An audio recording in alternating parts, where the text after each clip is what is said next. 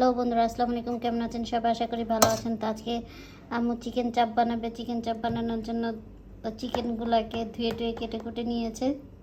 প্রথমে আদা বাটা দিয়ে দিচ্ছে আম্মু, দিয়ে দিচ্ছে।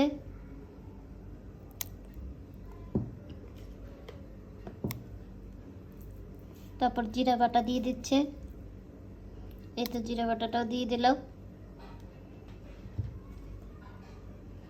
তারপরে 1 চামচ পরিমাণ হলুদের গুঁড়ো দিয়ে দিল।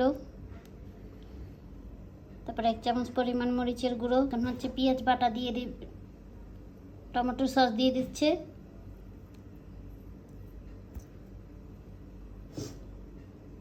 তারপর হচ্ছে পেঁয়াজ বাটা দিয়ে দিচ্ছে। এখন হচ্ছে সয়া সস দিয়ে দিচ্ছে। স্বাদ অনুযায়ী লবণ দিয়ে দিবে।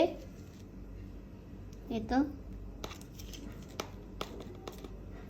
আমরা এখন চিকেনটাকে অনেকক্ষণের জন্য মেখে ম্যারিনেশন করে রাখবে। এখন একটু রান্নার তেল দিয়ে দিচ্ছে।